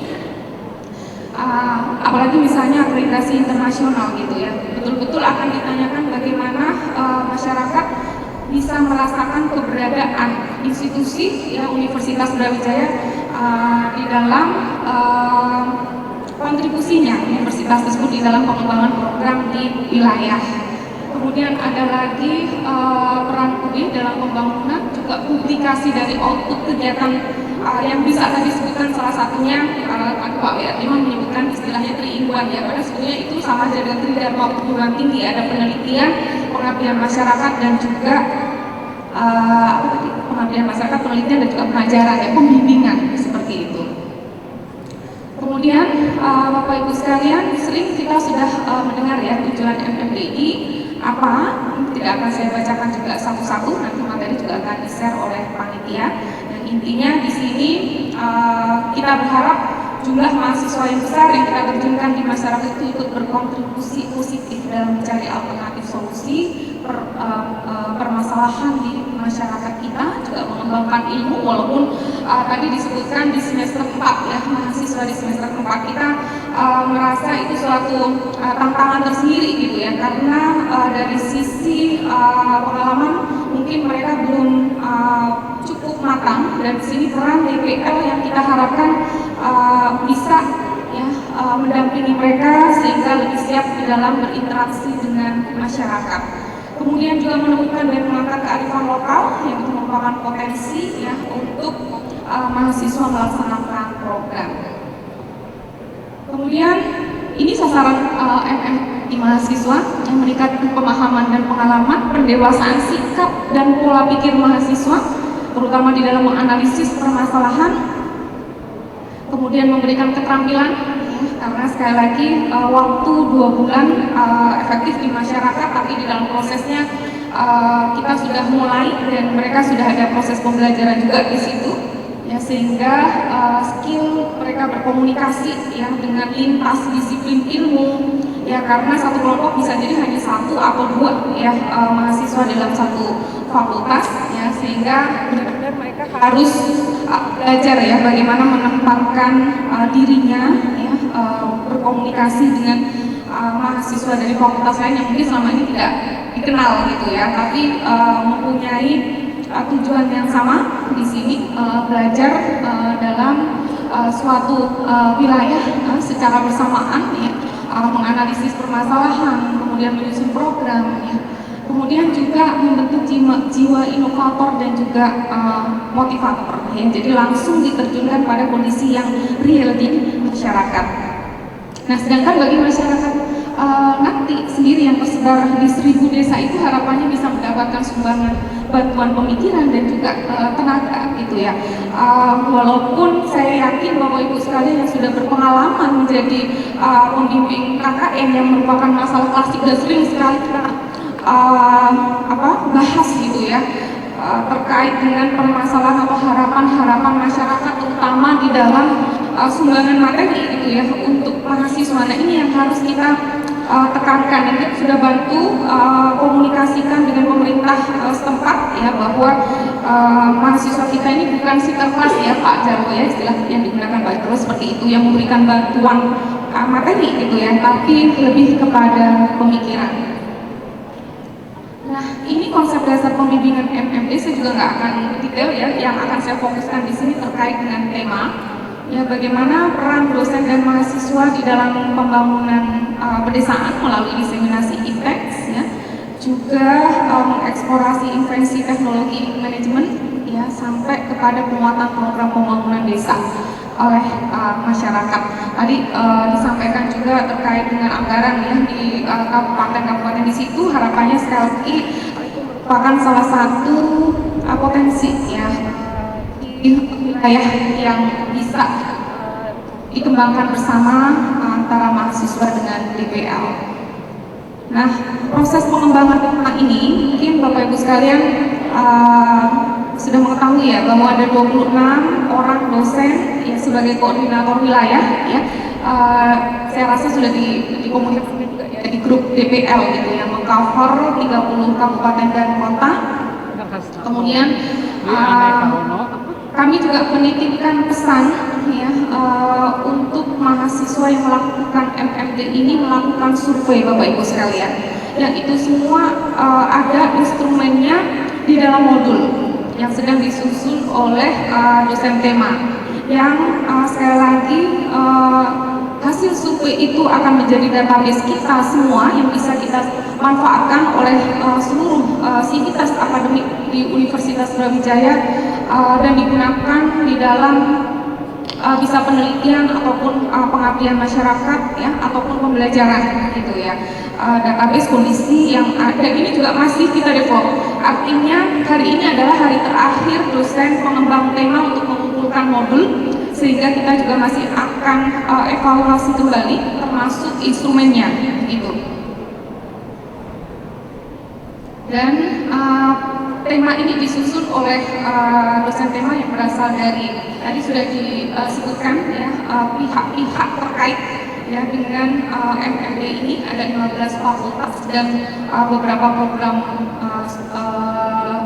pusat studi maksud saya, institut, dan juga tim tetangga bumi yang mempunyai misi untuk melestarikan pohon-pohon langka ya. Pak Titian banget ini ya. Dan uraian setiap tema Bapak Ibu sekalian bisa dilihat di website MMD seperti tautan yang sudah kita sampaikan. Dan ini adalah 18 fokus SDGs Bapak Ibu sekalian. Ya, jadi seperti tadi di awal saya sebutkan, salah satu tuntutan Universitas Brawijaya adalah kontribusinya di dalam penanganan ada 18 ya SDGs ini gitu, dan tema-tema yang sudah terkumpul yang beberapa waktu yang lalu kita meminta kepada fakultas ya untuk menyerahkan 2 tema. Ya, 2 tema dan tema itu harus digayutkan dengan 18 goals ini gitu. Jadi yang mana gitu ya dari tema yang sudah diusulkan tersebut. Nah, ini tugas dosen tema, tadi saya lihat sudah ada di slide-nya Pak Jarwo. Kita lanjut terkait dengan 33 judul tema ini, Bapak Ibu sekalian bisa lihat satu-satu karena ini yang nanti akan menjadi referensi atau panduan Bapak Ibu sekalian. Ya, jadi Bapak Ibu nanti akan membimbing mahasiswa dari berbagai fakultas, jadi tidak hanya mahasiswa di fakultas Bapak Ibu sendiri gitu ya, sehingga kita menyiapkan modul ini sebagai panduan atau sebagai pegangan DPL dan juga mahasiswa ya, dalam melaksanakan program kegiatan sesuai dengan tema yang akan dipilih. Jadi peran DPL di sini di dalam menentukan tema sangat besar sekali Bapak Ibu sekalian. Ya, sehingga ini kita akhirnya belajar semua disiplin ilmu gitu ya, sama-sama kita mungkin itu adalah hal yang baru atau mungkin informasi yang baru, tapi dosen tema juga tidak akan melepas begitu saja ya, tetap ada komunikasi yang kita buka jika dibutuhkan ya oleh DPL atau mahasiswa dalam melaksanakan program dari tema yang dipilih seperti itu ya. Jadi di sini ada 33 tema dari 15 fakultas ya, dan dari 1 institut, 1 pusat studi dan 1 tim tata negara bumi. Ini rincian di masing-masing fakultas ya, tidak akan saya jelaskan satu-satu juga karena Bapak Ibu sekalian juga nanti akan mendapatkan filenya di grup ya, terkait dengan aktivitas atau kegiatan di masing-masing tema yang dipilih ya. Jadi sekali lagi modul yang sudah disusun oleh tim penyusun tema nanti akan menjadi panduan teknis.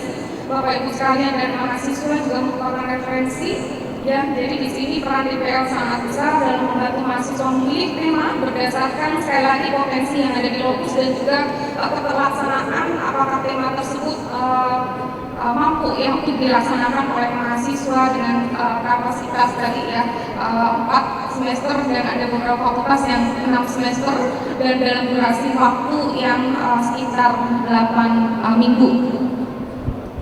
Nah, masing-masing tema tadi akan di develop dalam berbagai kegiatan. Ini adalah contoh, hanya contoh Bapak Ibu sekalian. Jadi bisa dipilih nanti mana kegiatan yang visible untuk dilaksanakan ya di lokasi tersebut gitu ya. Nanti sekali lagi akan di-share, ini hanya contoh sekali lagi oleh panitia di grup. Nah, pemilihan tema paling tidak setiap kelompok itu ada 2 Bapak Ibu sekalian. Artinya apa? Artinya di sini peran DPL dalam menentukan tema sangat besar sekali. Misalnya tema modul 1, tema 1 berarti yang diambil modul 1. Misalnya ada 2 ya, yang lainnya lagi juga menyesuaikan dengan tema yang dipilih. Di situ ada kegiatan 1, 2, 3, 4, 5. Nah, itu nanti yang akan menjadi program yang dilaksanakan oleh mahasiswa. Nah, DPL bekerja sesuai dengan surat tugas. Ya, ini DPL secara umum mohon izin Pak Jarwo ya, agak merembet harusnya DPL dalam konteks tema. Ya, tapi saya rasa relevan untuk saya sampaikan sekali lagi. Ya, jadi DPL menyarankan mahasiswa untuk mengambil tema yang relevan dengan latar belakang keilmuan atau fakultas masing-masing gitu ya. Jadi nanti setelah ini mahasiswa akan memilih mengikuti pembekalan yang sesuai dengan tema-tema yang akan mereka ambil. 1 orang DPL membawahi 2 desa. DPL mendiskusikan masalah dan potensi desa dengan mahasiswa dan ini sudah bisa dilakukan sejak sekarang Bapak Ibu sekalian. Ya, karena kita juga memberikan informasi profil wilayah. Ya, kalau tidak salah ya Pak Jarwo ya, sudah ada Pak Imsron ya, sudah ada informasi terkait dengan profil wilayah sehingga sudah bisa menjadi pertimbangan kira-kira akan mengambil tema yang apa dari 33 tadi. Kemudian setiap mahasiswa memilih 1 kegiatan pada tema Sesuai dengan potensi desa, di satu desa bisa terdapat 14 kegiatan yang berbeda. Mahasiswa dalam satu desa dapat memilih ya 2 kegiatan di masing-masing tema, maksudnya itu. Dan DPL membimbing pelaksanaan kegiatan yang diusulkan ya satu kelompoknya 14 sampai 15 orang, sehingga proses penyusunan laporan akhir MMD tetap bisa dilakukan secara individual. Dan tidak lupa ada logbook Bapak Ibu yang peran DPL di sini kami harapkan untuk bisa mengecek ya mahasiswa selama 2 bulan di lokus apa kegiatan mereka yang kita harapkan adalah produktif ya, baik untuk proses pembelajaran mereka maupun bagi wilayah di mana mereka ditempatkan. Ini sekilas persiapannya ya, jadi setelah ini mahasiswa akan mengikuti pembekalan 1 dan pembekalan 2. Pembekalan 1 sudah dilaksanakan, pembekalan 2 nanti insya Allah setelah ini. Kemudian melakukan survei potensi desa dengan menggunakan data sekunder, artinya berdasarkan informasi saja ya, mereka tidak secara langsung untuk mengambil data tersebut. Kemudian mahasiswa bersama DPL diskusi tentang tema. Saya rasa sudah ada kelompok-kelompok atau DPL yang melakukan koordinasi dengan mahasiswa. Kemudian mahasiswa melakukan perencanaan dan ada bantuan kegiatan dari universitas sebesar 2 juta per kelompok. Kemudian mahasiswa melakukan perencanaan ya terkait dengan akomodasi mereka, tempat tinggal, makan dan seterusnya dengan pembiayaan mandiri. Mahasiswa melakukan perencanaan barang yang akan dibawa. Ini sudah bolak-balik diterangkan oleh Pak Yusran ya tentang kendaraan, tentang sepeda motor yang tidak boleh ya, jadi saya tidak akan menguraikan lagi.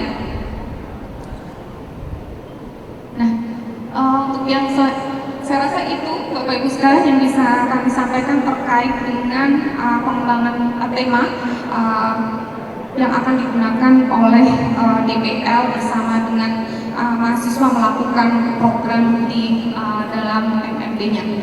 Dan Pak Yusran, terima kasih. Wassalamualaikum warahmatullahi wabarakatuh. Waalaikumsalam warahmatullahi wabarakatuh. Kita beri aplaus yang mulia kepada Prof. Titin. Prof. Titin bisa bergabung dengan kita di sini, Prof. Titin, untuk diskusi.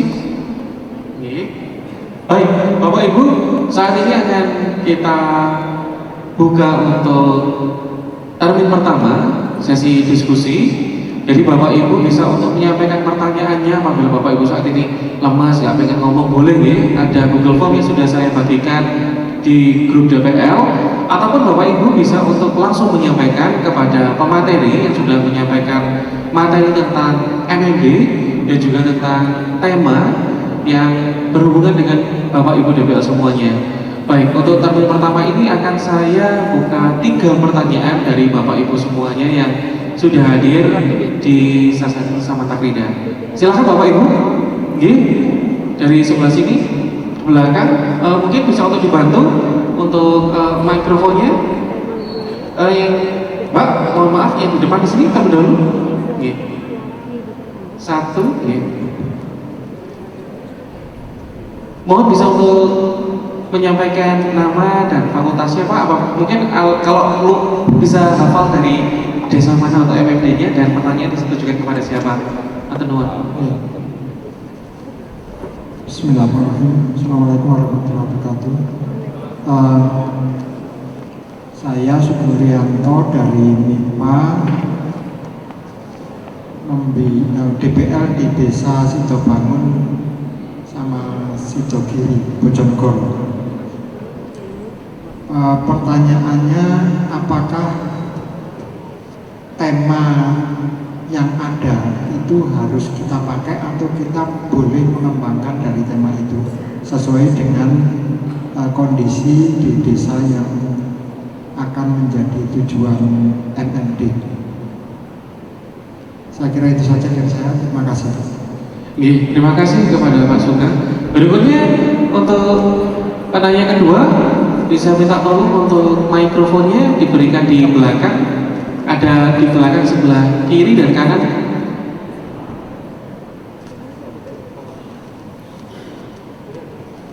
Monggo. Oh, dari Ibu, monggo Bu. Silakan.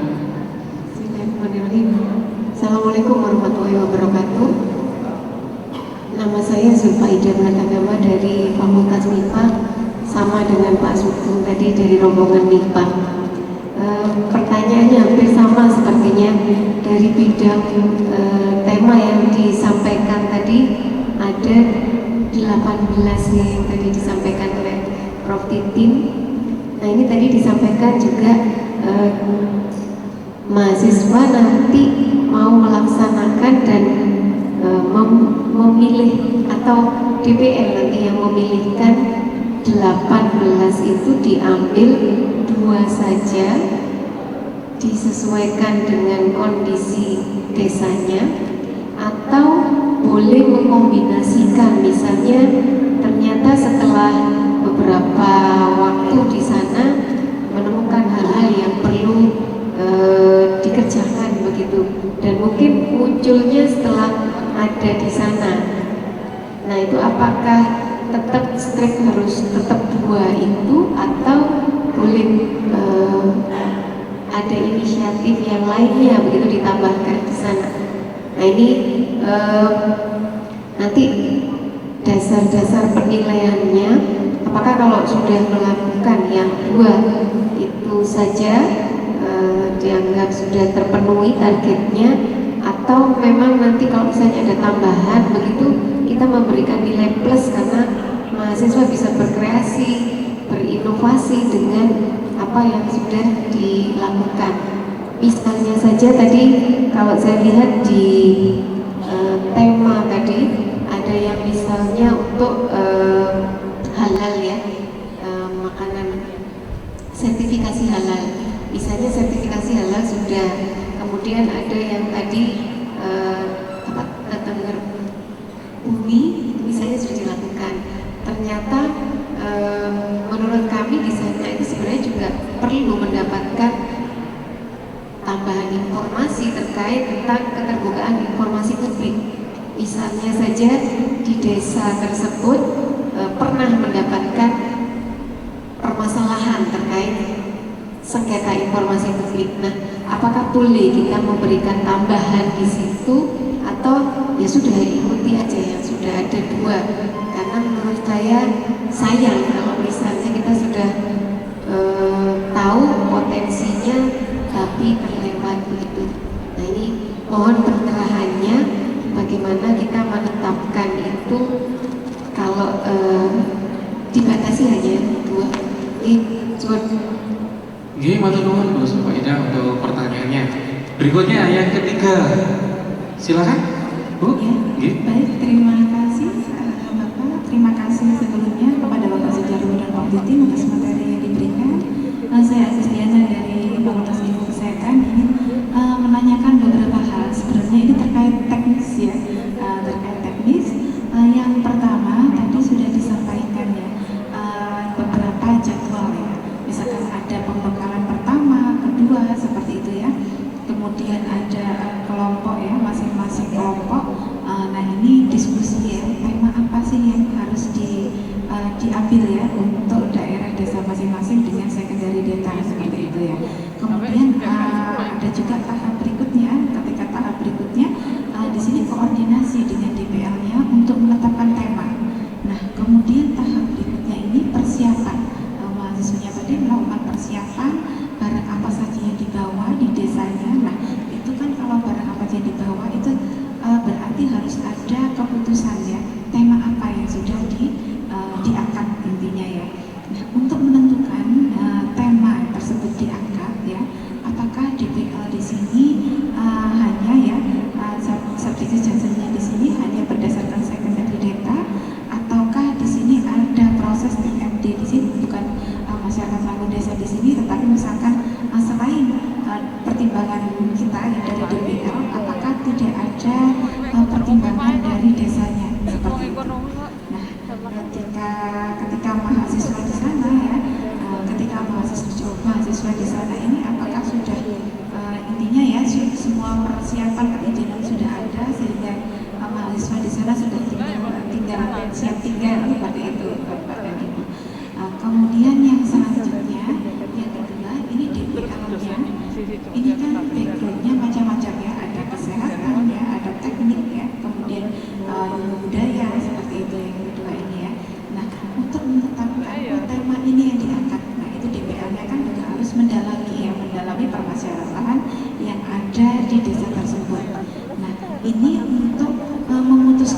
memberi pengarahan kepada mahasiswa ini, misalkan akses mana yang dipakai dosen ya, misalkan untuk mendalami tema tersebut, misalkan oh ternyata yang diangkat ini adalah pertanian atau peternakan, sedangkan misal backgroundnya di sini DPL-nya adalah kesehatan atau mungkin dari FIB budaya misalkan. Nah ini mungkin ada kontak-kontak tertentu yang bisa dipakai untuk konsultasi DPL tersebut agar nanti tepat seperti itu mengarahkan. Baik, sekian pertanyaan dari kami, Prof. Titin dan Bapak Sujarwo. Matur saya kembalikan ke Bapak Moderator. Terima kasih. Jadi sudah ada 3 pertanyaan ya. Yang pertama yaitu tentang tema yang dipakai di sini dari Pak Sugeng. Pertanyaannya apakah memang harus sudah fix dari tema-tema yang sudah ada, Prof, ataukah nanti bisa membuat sendiri gitu, disesuaikan dengan desa. Kemudian sebenarnya ini connected ya satu sama lain ya, Prof. Berikutnya adalah kalau seandainya nanti kegiatannya apabila DPL di sini ingin menambah, tadi kan disampaikan Prof Titin hanya ada 2 tema gitu. Kalau saya pengen lebih apakah bisa gitu ya. Pertanyaan dari Bu Zulfaida, apakah hanya 2 tema itu saja.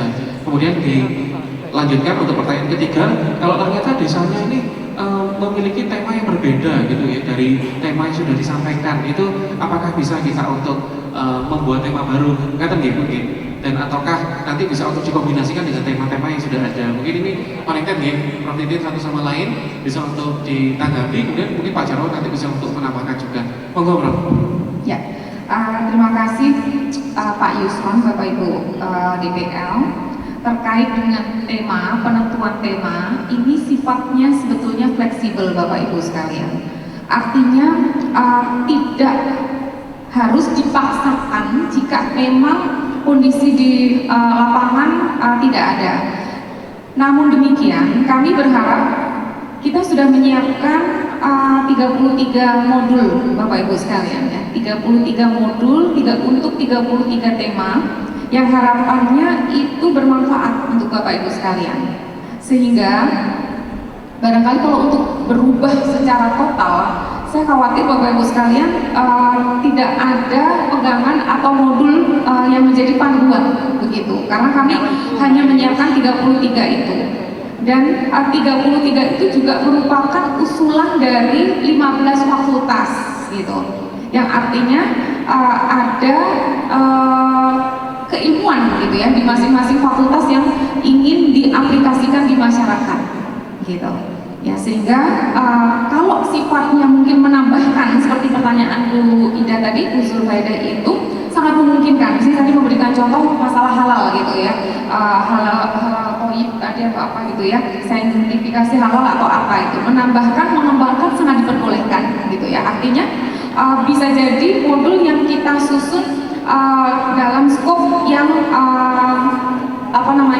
yang perlu dikembangkan gitu ya, sehingga dipersilahkan monggo jika DPL ingin mengembangkan gitu ya.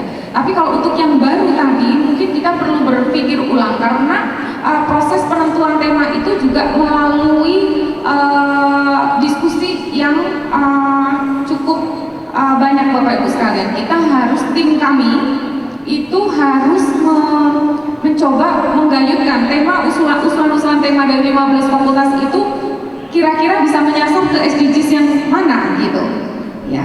Ada salah satu fakultas yang waktu itu sempat kita tolak temanya karena tidak menyinggung dalam goals dari SDGs yang mana begitu ya. Karena kita sekali lagi di awal melaksanakan MMD ini harapannya adalah kontribusi UB terhadap pencapaian dari 18 SDGs itu. Kemudian yang ketiga nanti apabila mungkin DPL di sini ya, mereka kan harus mendalami tema begitu mungkin. Apakah harus disesuaikan dengan DPL itu sendiri, kemampuan dari DPL itu sendiri, apakah nanti disesuaikan dengan desanya, dan apabila nanti di sini ingin dikembangkan masalah dari desa itu apakah bisa? Ya. Jadi Bapak Ibu sekalian, bahwa DPL itu seperti yang tadi saya sampaikan tidak hanya membimbing mahasiswa fakultas kita sendiri, gitu ya. Artinya apa? Artinya juga banyak mahasiswa dari fakultas lain yang juga harus kita bimbing. Ya, kita memang harus belajar, tapi sekali lagi panitia sudah memberikan panduan berupa modul tersebut. Yang di situ juga ada lengkap nomor kontak tim penyusun modul yang dipersilakan kepada Bapak Ibu DPL untuk melakukan kontak jika ada hal-hal yang memang masih kurang informasi yang dibutuhkan oleh DPL dan mahasiswa dalam melaksanakan program. Seperti itu Bapak Ibu sekalian. Baik, Pak Jarwo mungkin menambahkan? Silakan Pak. Ya. Jadi Bapak Ibu sekalian, tema ini sekali lagi latar belakangnya adalah kita nanti akan menurunkan mahasiswa yang dominan semester 4. Maka untuk running program yang lebih applicable dibekali dengan tema-tema. Bagaimana kalau temanya ternyata nggak nyambung sama sekali dengan realitas di lapangan, tidak ada yang nyambung, maka ada ruang kreativitas dan dari ide-ide dari DPL untuk mengenerate program-program yang inline dengan apa yang ada di desa itu. Cuma yang harus hati-hati adalah mohon DPL mengukur kapasitas adik-adik. Jangan sampai memberikan mengenerate program yang nanti kemudian mereka kesulitan untuk mengeksekusinya. Nah ini yang harus diperhatikan. Boleh keluar dari tema karena ternyata tidak inline dengan kebutuhan yang di sana. Kemudian adik-adik bersama DPL diskusi sebaiknya programnya ini yang di-running. Ya, program ini yang di-running itu harapannya dalam lingkup doable oleh mereka. Saya pikir itu tidak ada masalah untuk dilakukan hal yang seperti itu. Mungkin itu Mas Jarwo. Terima kasih. Jadi Bapak Ibu tadi sudah disampaikan oleh Prof. Titi dan juga Pak Jarwo. Saya juga ingin sedikit menambahkan bahwa nanti apabila Bapak Ibu di sini sebagai dosen pendamping lapangan, nanti bisa untuk mengarahkan tema-tema yang sesuai dengan potensi dari desanya. Bapak Ibu bisa untuk melakukan survei secara dengan menggunakan data sekunder ya, baik itu dari website desa ataupun data dari BPS. Nah ini sangat kita sarankan apabila lokasinya sangat jauh dari Malang ya, terutama yang daerah Pacitan mungkin atau di Banyuwangi yang tidak bisa ditempuh. Nah, mahasiswa juga bisa untuk melakukan survei langsung apabila di sini mahasiswa berasal dari daerah tersebut. Nah, nanti ketika Bapak Ibu sudah melakukan diskusi mengenai tema yang dipilih, nanti mahasiswa bisa untuk menyusun proposal sesuai dengan panduan. Nah, kemudian apabila nanti selama seminggu awal ketika mahasiswa sudah terjun ke lapang ternyata ada proses pergantian, ternyata di desanya tidak cocok dengan kegiatan yang akan dilaksanakan. Nah, Bapak Ibu di sini bisa untuk mengganti, jadi mahasiswa bisa untuk mengganti kegiatan yang disesuaikan dengan kebutuhan dari desanya. Sehingga di minggu awal ini memang benar-benar masa untuk transisi ya, apakah benar-benar untuk kegiatan yang diusulkan ini bisa untuk dieksekusi atau tidak. Apabila tidak, maka mahasiswa bisa untuk menggantikan dengan kegiatan baru. Harapannya di minggu awal nanti sudah fix ya. Kemudian nanti di minggu berikutnya mahasiswa bisa untuk melakukan eksekuting dari program-program kerja yang mereka miliki. Nah, itu adalah dari tambahan dari panitia. Kemudian berikutnya adalah untuk termin kedua tanya jawab, dipersilakan untuk 3 penanya. Mungkin yang di belakang belum kesampaian Pak, yang Ibu bermerah nih untuk nih. Yang di belakang tadi, yang di belakang juga ada. Silakan Bu, terlebih dahulu silakan untuk menyampaikan pertanyaannya. Ya, terima kasih Pak. Saya Cakra dari Fakultas Teknik. Pertanyaan saya satu, tadi saya lihat ada kegiatan individu dan kegiatan kelompok. Yang saya ingin tanyakan, apakah dua kegiatan ini adalah dua kegiatan yang berbeda untuk setiap kelompok mahasiswa seperti itu? Oke, jadi pertanyaan tentang kegiatan individu dan kelompok ya. Baik, berikutnya silakan untuk pertanyaan berikutnya. Dari sisi sebelah kiri saya tadi ada yang bertanya. Silakan Bapak Ibu. Tidak ada. Oh ya ada, silakan Pak.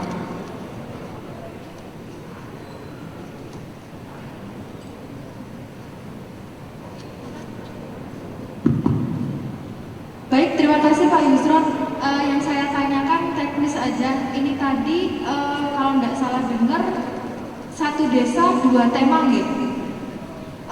Dua tema, kemudian kalau saya ngecek di tema itu kita kan ada beberapa tema, kemudian satu tema itu kan modul, di dalam modul tersebut ada beberapa kegiatan. Nah, ini nanti yang dimaksud seperti apa? Apakah satu desa itu dua tema, misal halal, dan yang satu lagi masalah branding UMKM misal, apakah seperti itu contohnya, atau apakah ada satu tema besar yang harus dilakukan oleh mahasiswa, kemudian satu tema individu untuk setiap mahasiswa? Mohon pencerahannya, terima kasih. Baik, terima kasih. Mungkin satu pertanyaan terakhir. Nggih, silakan Pak.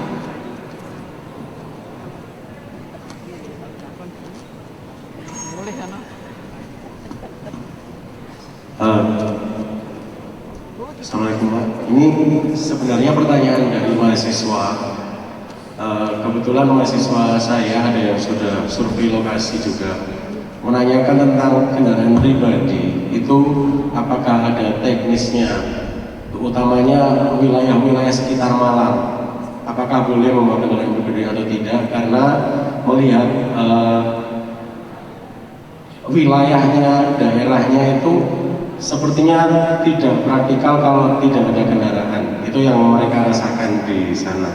Terima kasih sebelumnya. Terima kasih. Monggo Pak Jan. Oh langsung. Oke, kendaraan langsung. Bapak Ibu semuanya, memang ini terjadi misinterpretasi antara mahasiswa dengan panitia.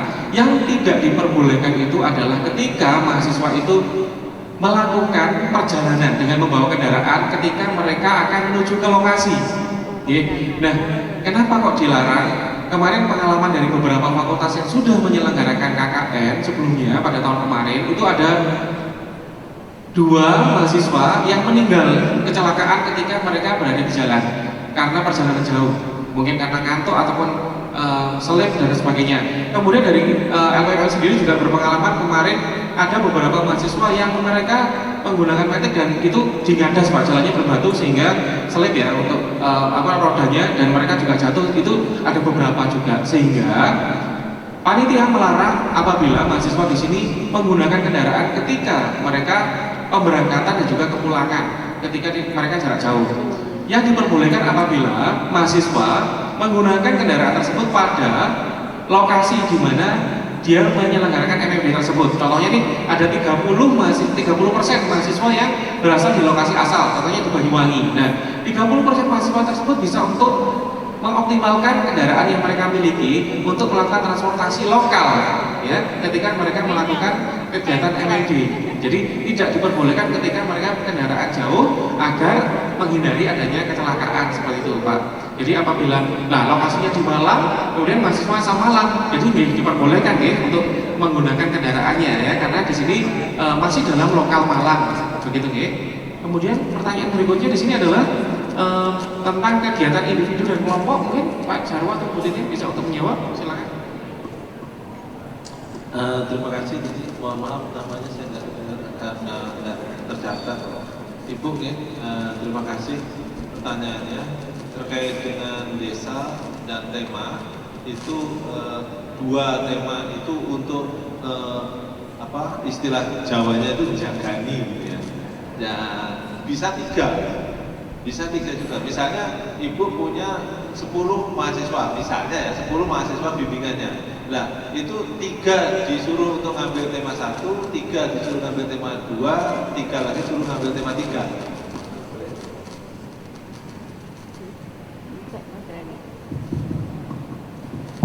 Ya boleh seperti itu. Terus kemudian mereka di dalam mengikuti arahan dari dosen yang mengembangkan tema itu tentang kira-kira program dan kegiatan yang bisa dilaksanakan terkait dengan tema itu, kemudian menjadi knowledge-nya dia. Nah, kemudian ketika berinteraksi lagi dengan DPR dan keseluruhan tim, melihat desanya lagi, sekarang perspektifnya dengan knowledge yang dari tema itu. Nah sekarang apakah knowledge-nya itu kemudian dipakai semuanya, jadi satu tema dengan kegiatan banyak dipakai semuanya atau dipakai sebagian? itu totally authority-nya mahasiswa dan DPR untuk menentukan sampai di mana level program dan kegiatan dijalankan. Jadi intinya dosen pengembang tema itu memberikan knowledge untuk membantu mengeksekusi program, sehingga kami kasih warning kepada dosen yang menyusun tema untuk membuat modul-modul yang aplikatif, sehingga nanti bisa diterapkan ketika mahasiswa menyusun program. Jadi seperti itu Ibu, kaitannya dengan tema ya, maka sebaiknya minimal ada 2. Terus kemudian bagaimana kegiatan individu dan kelompok? Yang kegiatan kelompok diantaranya menyusun proposal, itu nanti nilainya kelompok. Terus kemudian membuat video, itu nilainya kelompok juga. Tapi pelaporan kegiatan itu individu, karena nanti diujikan dan mendapatkan grading per individu mahasiswa. Jadi nanti dari list penilaian dari mahasiswa, ada yang list kelompok, ada yang list dari penilaian individu. Itu sudah ada petunjuknya di tabel itu, sehingga jelas oh ini nanti berarti nilainya individu, oh ini nilainya kelompok. Kalau proposal nilainya kelompok karena bareng-bareng nanti nyusun proposal. Jadi flow aktivitasnya setelah dari memahami bagaimana kondisi di lapang, baik itu lewat data sekunder atau lewat online atau lewat mahasiswa yang memang dari asal desa itu, kemudian mulai diskusi menyusun draft program. Nah, kemudian ini merefer kepada tema-tema yang ada. Apakah ada yang tema bersesuaian atau tidak? Kalau ada tema yang bersesuaian, maka DPR bisa meminta kepada bimbingannya, kamu bertiga ikuti tema ini, begitu ya. Nah, sehingga nanti mahasiswa yang mengikuti tema itu nanti menjadi yang bertanggung jawab untuk merunning suatu program dan kegiatan yang dirancang. Tetapi di dalam eksekusi di lapangan itu akan menjadi keseluruhan tim pelaksananya. Jadi walaupun misalnya ada 3 orang yang mengambil tema A, tapi ketika mengeksekusi program ya satu kelompok itu nanti bareng-bareng. Memang kalau diperlukan satu kelompok bareng-bareng. Jadi ini semacam teamwork yang kemudian membagi tugas dengan porsi lebih banyak untuk mahasiswa tertentu dari tema tertentu yang diikuti pada saat pembekalan tematik. Jadi seperti itu Bapak Ibu sekalian mekanismenya. Jadi make it simple untuk berpikirnya. Intinya mahasiswa nanti bimbingannya Bapak Ibu untuk pulaan pengetahuan dari dosen penyusun tema, kemudian menguatkan program di desa itu dari knowledge yang didapat dari dosen-dosen pengembang tema, dan tetap bisa connect dengan dosen pengembang tema saat eksekusi program. Ya, seperti itu. Terima kasih Pak Jarwo untuk jawaban dari pertanyaan tersebut, dan saya juga menitipkan ke Bapak Ibu bahwa di sini ditekankan kembali bahwa mahasiswa tidak melakukan kegiatan untuk pembangunan fisik, tapi lebih ke arah bagaimana mereka bisa untuk menyampaikan atau memberikan ide masukan berupa gagasan dari teks yang mereka kuasai sesuai dengan bidang ilmunya atau sesuai dengan passion mereka yang mereka inginkan. Nah, itu adalah tambahan dari panitia.